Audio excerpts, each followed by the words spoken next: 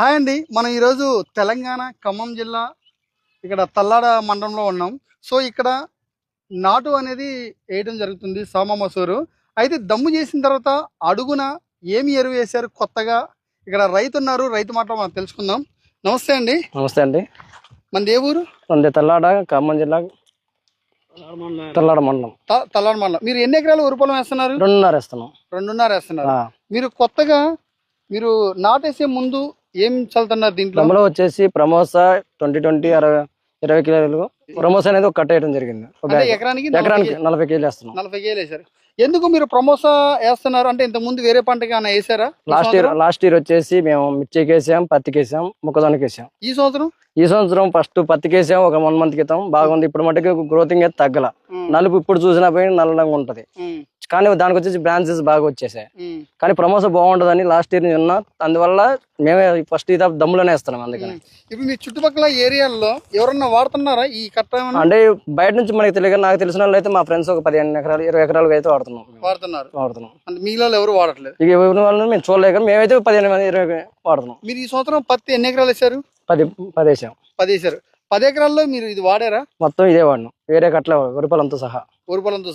So ఇది వాడటం వల్ల మీకు ఏమి అనుభూతి చెందింది?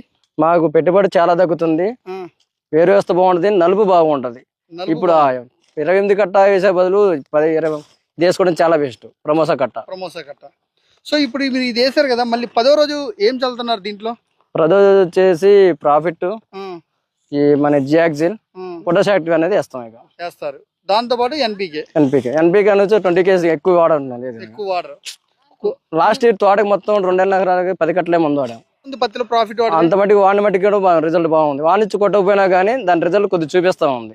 ఆ రోజు మేము వేయటం వానకు తేలిపోయి కొట్టుకుపోయింది, అయినా కానీ రిజల్ట్ కనపడుతూనే ఉంది. ఓకే. సో ఇప్పుడు దమ్ములో వచ్చేసండి అడుగున ఇప్పుడు ఆల్రెడీ ఇక్కడ దమ్ము అయిపోయింది కదా, చూడండి మనకి ఇక్కడ చల్లుతున్నారు. అదేవిధంగా ఇక్కడ నాటు కూడా పెడుతున్నారు. ఒకసారి చూపించండి.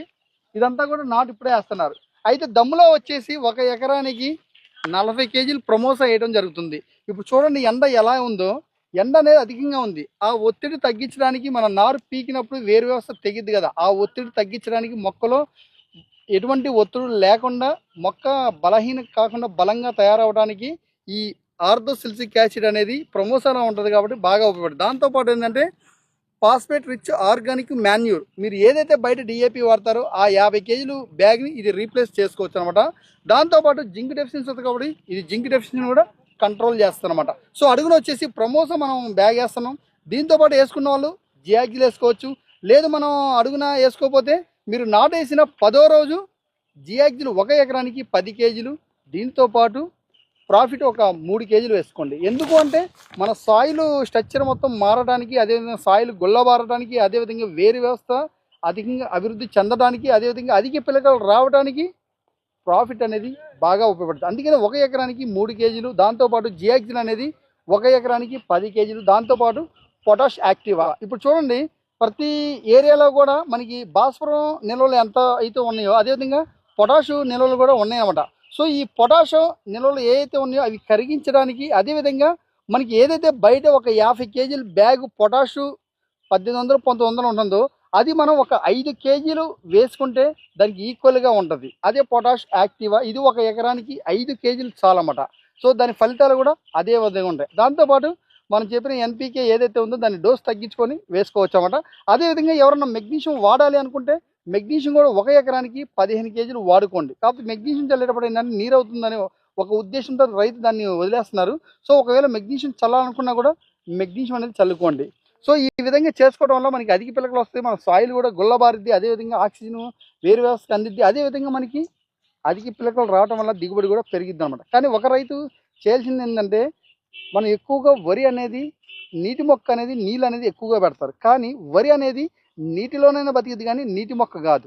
ప్రతి రైతు క్వశ్చన్ ఏంది, గడ్డి వస్తుందని. సో ఆ గడ్డి వస్తుంది కాబట్టి నీళ్ళు పెడుతున్నారు. నేనేమన్నాను, మీరు గడ్డి వస్తుందని పెడుతున్నారు కానీ ఆ గడ్డి కంట్రోల్ చేసుకుంటా మీరు ఆరుదలు ఇవ్వండి. మన సాయిల్లో ఏదైతే వేరే వస్తుందో దానికి ఆక్సిజన్ అందిద్ది, అదేవిధంగా మనకి పిల్లకల శాతం కూడా బాగా పెరిగిద్ది అనమాట. సో మీకు ఏదైనా డౌట్ ఉంటే డిస్ప్లే నెంబర్ కాల్ చేయండి. థ్యాంక్ యూ, ధన్యవాదాలు.